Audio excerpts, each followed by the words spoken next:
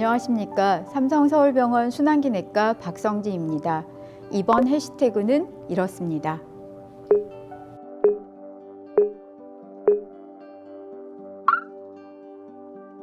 네, 심장에는 4가지의 판막 문짝이 있습니다. 이 4개의 문짝 판막 중에서 오른쪽 심장 사이에서 우심방과 우심실 사이에 있는 판막이 삼천판막이고, 이 삼천판막이 무슨 이유에든지 간에 잘 안 열리게 되는 것이 협착증이고, 삼천판막이 열렸다가 잘 안 닫히게, 엣지가 안 맞게 잘 안 닫히는 것이 삼천판막 역류증, 삼천판막 폐쇄 부전이라고 이야기합니다.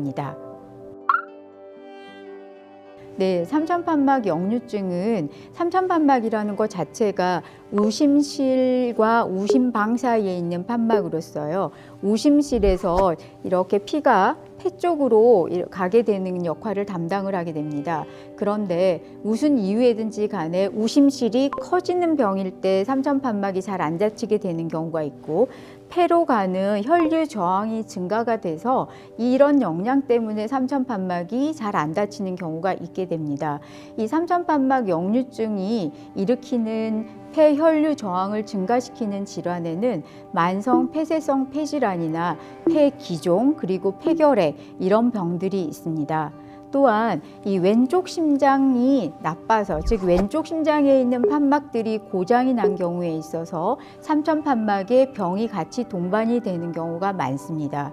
최근에 들어서는 인공심장 박동기 등과 같은 시술을 많이 받게 되는데, 이 시술을 하고 난 이후에도 삼천판막 역류증이 생기는 경우가 많고, 심방세동 환자에게 있어서도 삼천판막 역류증이 흔히 동반되게 됩니다. 삼천판막 역류증의 증상은 참 모호합니다. 정확하게 판단을 하고 말씀을 드리기가 힘든데, 기운이 없다, 기력이 없다, 이상하게 지친다 이렇게 말씀하시는 분들도 있고요. 가장 좀 흔하다고 생각되는 것들은 배가 좀 빵빵하다, 소화가 안 된다, 뭐만 부르도 조금만 먹어도 배가 빵빵하고 부르다 이런 증상들과 이 다리가 붓는 것입니다. 다리 앞쪽에 있는 정강이가 좀 붓고 발이 붓고, 그리고 이런 증상들, 즉 붓기, 부종들 이런 증상들이 삼천판막 역류증에서 가장 흔한 증상입니다. 삼천판막 역류증 환자 중에서 경증인 환자들, 즉 경하다인 경우는 굉장히 흔하기 때문에 전체 정상인들의 70% 정도가 경증인 삼천판막 역류증을 가지고 있고요. 이런 경우에 있어서는 증상이 없습니다. 네, 삼천판막 질환은 먼저 경흉부 심장 초음파를 통해서 삼천판막에 이상이 있는 것을 확인하는 것이 먼저입니다. 그리고 삼천판막의 모양이 이상하거나 질환이 의심되는 경우에 있어서는 좀 더 자세하게 검사하기 위해서 경식도 심장 초음파를 하는 경우도 있습니다.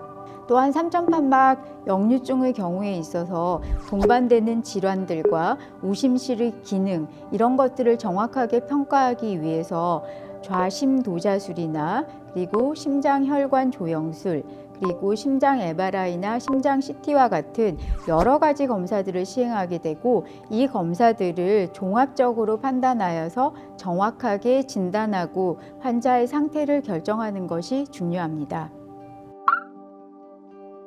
네, 삼천판막 역류증도 크게 상태에 따라서 달라집니다. 판막 질환의 상태가 경하다, 중간 정도이다, 심하다 이렇게 나누었을 때 경한 경우에 있어서는 특별한 치료가 필요 없다고 말씀드렸습니다.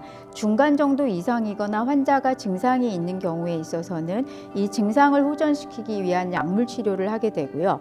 삼천판막 자체가 문제가 있어서 잘 안 닫히는 질환인 경우에 있어서는 고장난 판막을 고쳐야 되기 때문에 이때 삼천판막 성형술이나 삼천판막 치환술과 같은 수술 방법을 결정하게 됩니다. 하지만 이런 삼천판막 수술, 치환술이든 성형술이든 간에 수술을 결정할 때 이 수술 시기가 언제가 되는 것이 수술 이후의 결과가 좋을 것이냐를 결정하는 것은 굉장히 어려운 문제이기 때문에 이 부분은 결정하기 위해서 판막 전문가의 결정이 매우 중요합니다.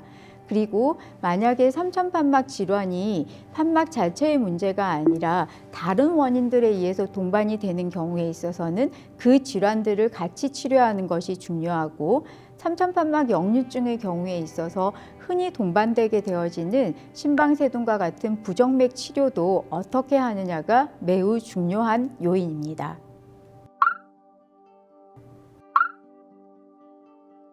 삼천판막 역류증은 정확하게 진단하고 환자에게 어떻게 치료를 할 것인가, 언제 수술을 할 것인가를 결정하기 매우 어려운 질환입니다.